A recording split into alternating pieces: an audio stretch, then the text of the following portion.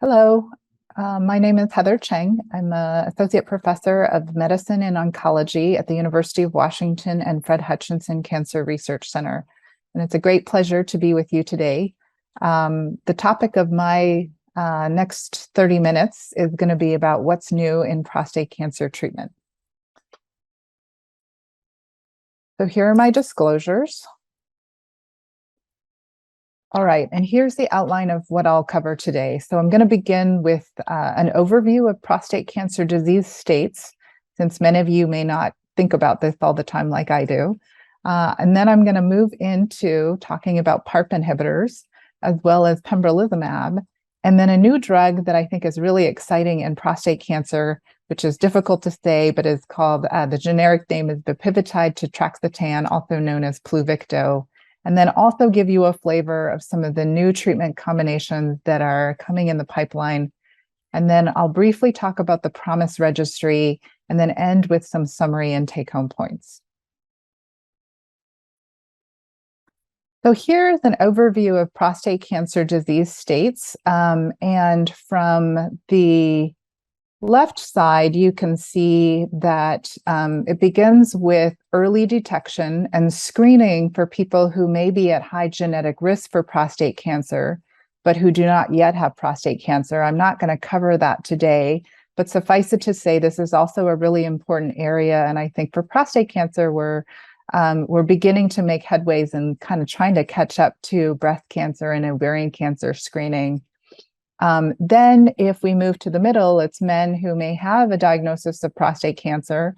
And depending on how aggressive those prostate cancer features are, they may be offered something called active surveillance, where the thought is perhaps the cancer is not life-threatening and is destined to be well-behaved and indolent, or what I call wimpy.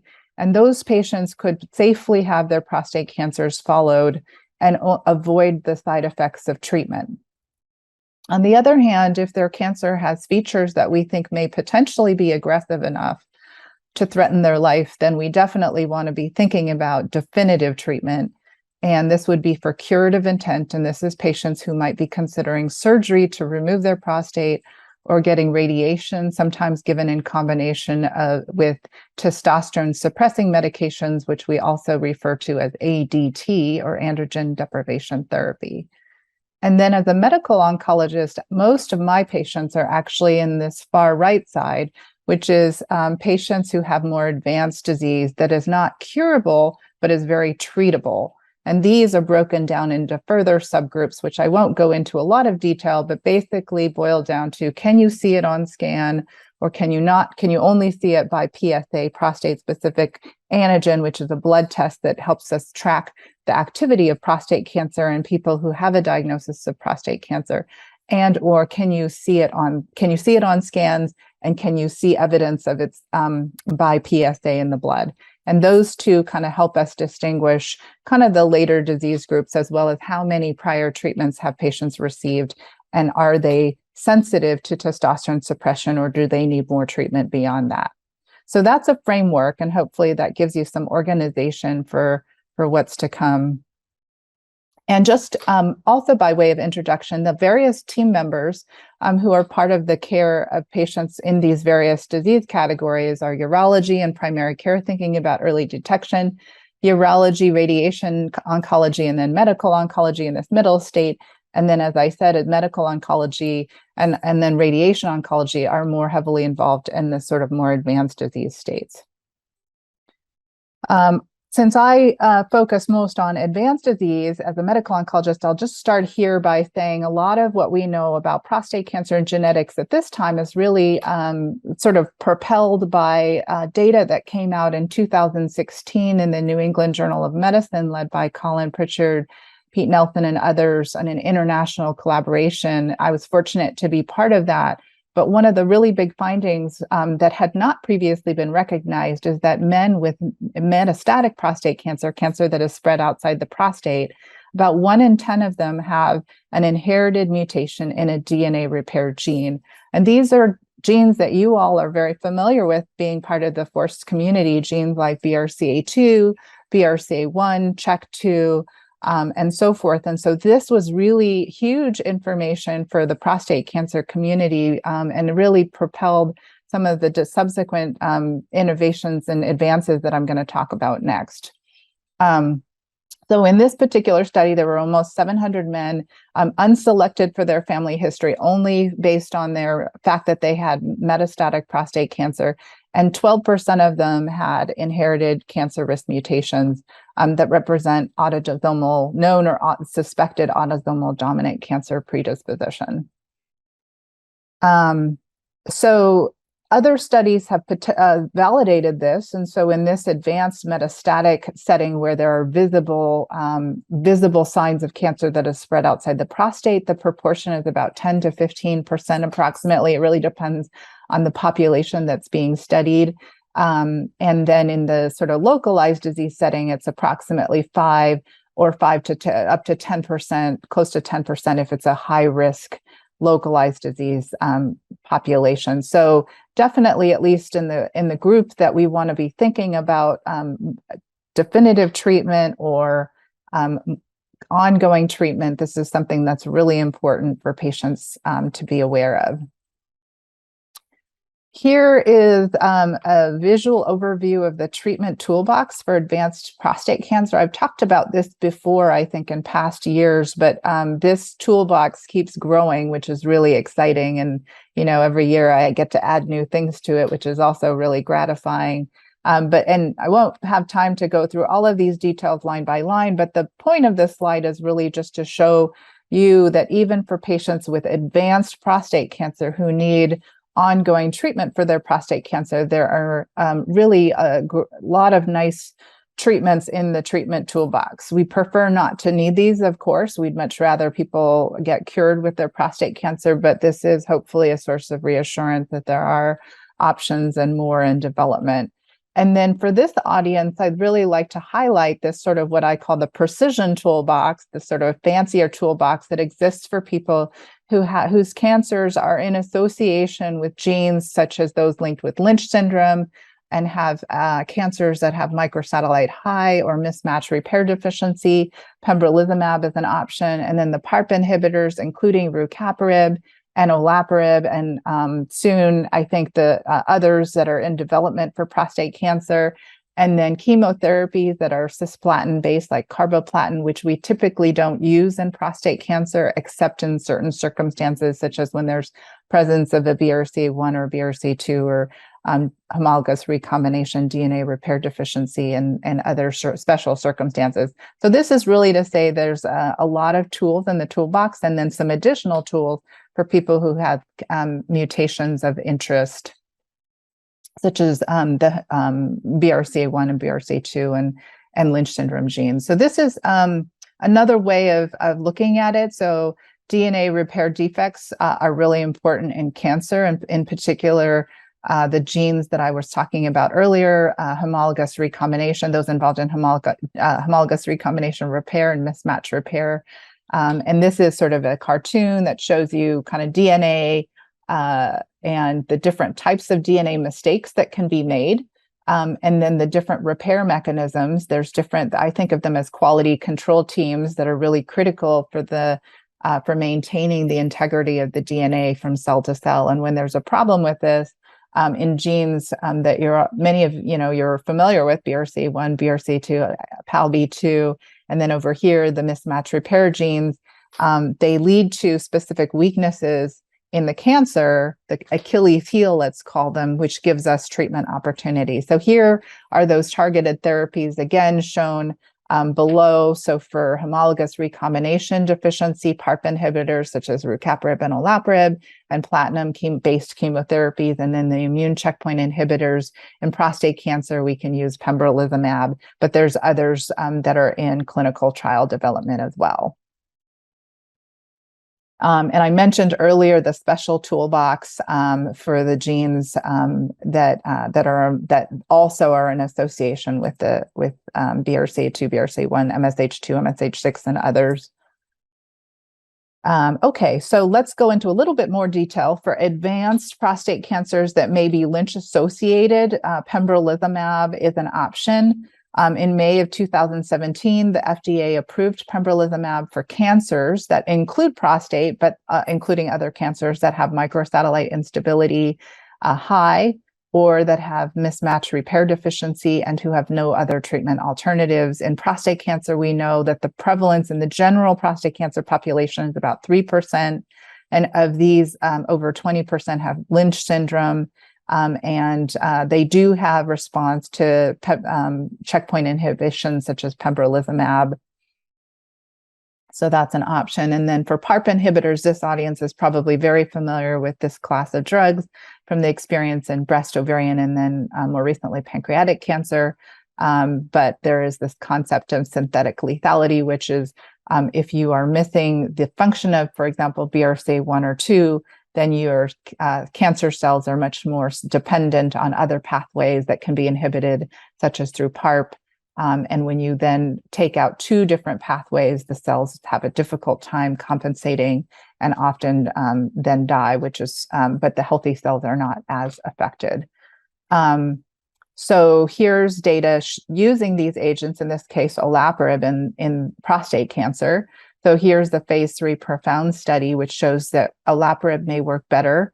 In this particular study, I just want to showcase a couple of important things. I talked about this last year, but not all these genes work in the same way. So a list of a number of genes were included in the phase 3 study. And the response rate to olaparib was different by gene. And so I think of it as sort of the AT, the varsity team, and then the JV team, the junior varsity team, where we're trying to understand if it works as well. So BRCA2 is the showcase, sort of the star, where it's very clear if there's a dot here towards the left side, really good response to treatment. And then other genes such as PP2R2D actually got an F because they did not have a response. So the control was better in that case, and that's not included on the FDA approval. But we're learning more about these genes individually, one by one.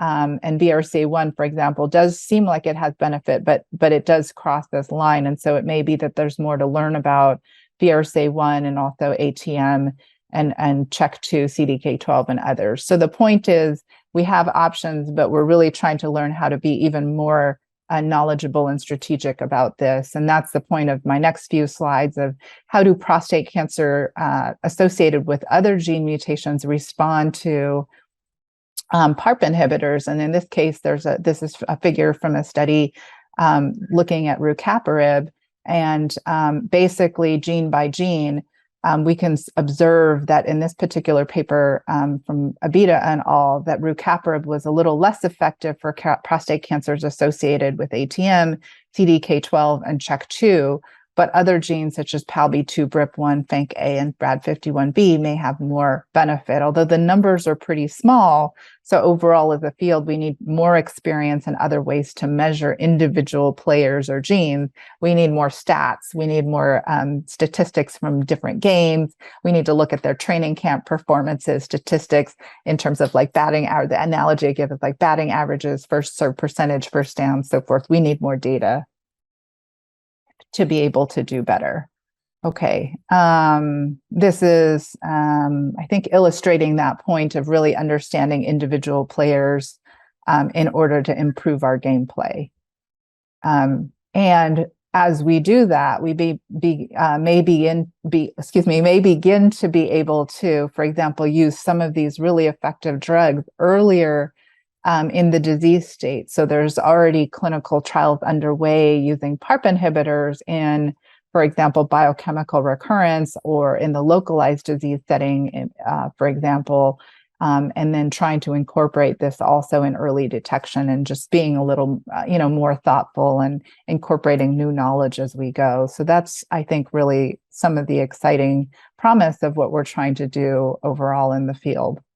Here's a slide that actually I presented at this year's ASCO, which is our big American Society for Clinical Oncology meeting. This is a busy slide, so I don't expect you to sort of take in all the details. You're welcome to, of course, but I'll highlight a few points, which is this is a table of 3 different studies that are looking at treatment in the first line metastatic castration-resistant prostate cancer, which is one of those 4 boxes in the advanced disease setting that I showed in the schema. And this is comparing 3 different trials, a phase 2 trial called Breakaway, a phase 3 trial called Propel, and a phase 3 trial called Magnitude. And each of these is basically looking in slightly different ways at the combination of a drug called abiraterone acetate, which is approved for advanced prostate cancer in conjunction with olaparib, which is a PARP inhibitor. And the point of this slide is really that there does appear to be synergy and improved response in patients who have BRCA1 and BRCA2 and potentially ATM. These 3 studies had slightly different eligibility criteria. In Magnitude, it was BRCA1 and 2, and then Propel was actually unselected. And there was benefit in all 3 studies. The magnitude of benefit was slightly different. And the point of this is really to say, I think the data is clear that there is synergy in the combination, especially for BRCA2 patients, which represent the majority of the populations across, at least in this study in Breakaway and Magnitude. And there are some unique features that include comparison of combination versus the sequence, and longer follow-up is needed. But it does seem like this is a really exciting strategy, especially for patients who have these mutations.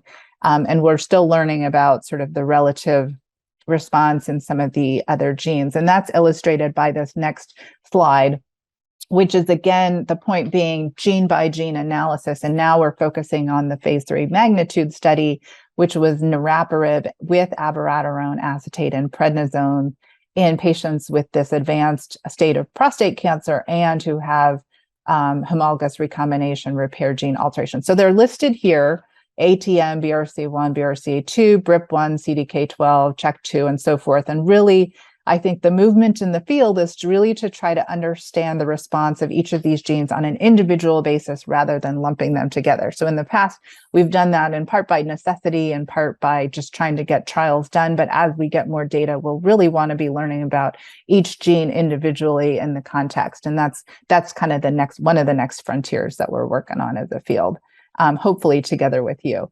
So here's, again, this is a busy slide. I don't expect you to sort of digest all the table information, but the point from this analysis in the Magnitude study was that there were different endpoints, and by gene, PALB2, CHEK2, and HDAC2, which is kind of a new kid on the block, showed benefit with the combination of niraparib plus abiraterone and prednisone across all of the different endpoints that they measured.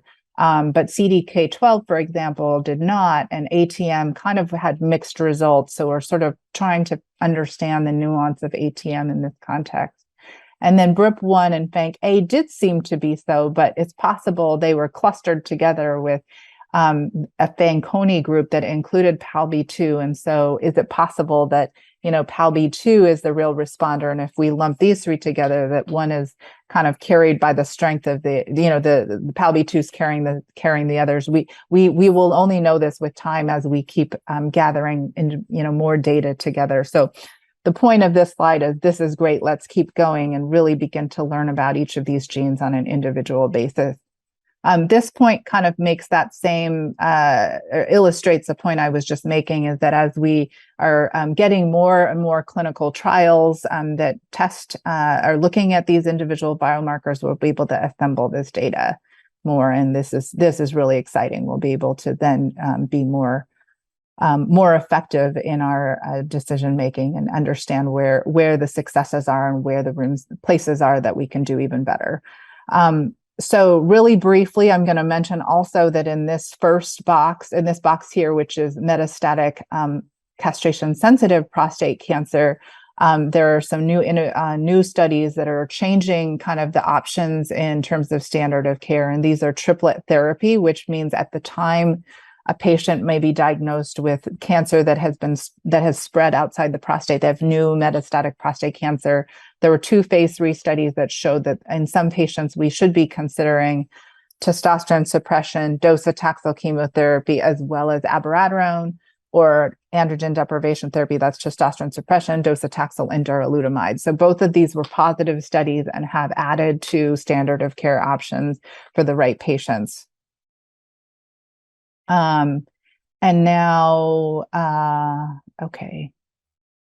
Okay, so now I'm going to spend some time talking about the VISION study, which is really very exciting. It's a phase 3 study that has led to the approval of a drug that is called now Pluvicto for metastatic castration-resistant prostate cancer. I mentioned this last year. This is basically a radio antibody ligand, so it's a radiation molecule, lutetium-177, that is linked or conjugated to an antibody that is specific for a protein tag on the outside of cells, hopefully prostate cancer cells, called prostate-specific membrane antigen. Many prostate cancer cells, but not all, express this tag. So if your cancer expresses this tag, then the radiation will be essentially homed to the site of cancer. And so this is really exciting. They're, it's FDA approved. So we're really thrilled that this is part of the toolbox. One of the important questions, of course, for this audience is, could this work better or worse if you have, for example, a BRCA2 mutation? And we talked earlier about the fact that when you have a deficiency in DNA repair in your cancer as a consequence of having, let's say, a BRCA2 mutation or a MSH6 mutation, for example, maybe you're more prone to error and more sensitive to DNA damage from radiation. And so I think this is one question. These are 2 case reports. We will know over time whether BRCA2 mutation carriers might respond especially well, for example, to lutetium or to Pluvicto, which would be really exciting. But I think it's early days yet, so we'll sort of stay tuned on that. That brings me to talking with you about how we gather these better statistics. How do we get more information about individual players like BRIP1 or CHEK2? And I think it's through partnering together. And so I want to highlight this study called PROMISE, which is a registry. And it has 2 objectives. One is to provide germline genetic testing for prostate cancer patients if they don't have access to it. That's number 1. And number 2 is, if you have a known mutation, let's say you have BRCA1 or BRCA2 or MSH2 or MSH6 or BRIP1, some of the more rare variants, we are really excited and would love to partner with you to gather this information about what your treatments are and what the responses are, so we can move this field faster in terms of learning more about genes individually. So it's on the FORCE website, and we especially invite you, if you have a known germline mutation and prostate cancer, because we really want to know how we can leverage this information and understand who responds to which treatments better or worse, so that we can kind of take that into account and design the next set of clinical trials with that information in mind. And then also to give you as partners in this research endeavor that information back in aggregate, of course. But I think check it out if you're interested. I think part of the goal is to really understand the effect of these mutations across disease states, especially as we have these new treatments that are coming online that are so exciting. But unfortunately, they don't work universally well for everyone. So we're really now trying to understand, yes, precision medicine is super exciting. Yes, we have new options, but we also want to know, beyond that, who does especially well and who doesn't, and how can we be, more nimble and be designing the next set of trials with the maximum information taken into account. So that's the PROMISE study. And the URL is here. It's www.prostatecancerpromise.org. And then, so just in summary, as far as take-home points, I hope I've shared my enthusiasm with you about how there are new exciting treatments for prostate cancer. And in particular for this audience, a few in the special toolbox, which includes PARP inhibitors, platinum chemotherapy, immune checkpoint inhibitors. New combinations are being developed in clinical trials. You can look for them on the FORCE website or on clinicaltrials.gov. And these are most, especially important for men with inherited gene mutations such as BRCA2, BRCA1, MSH2, and others.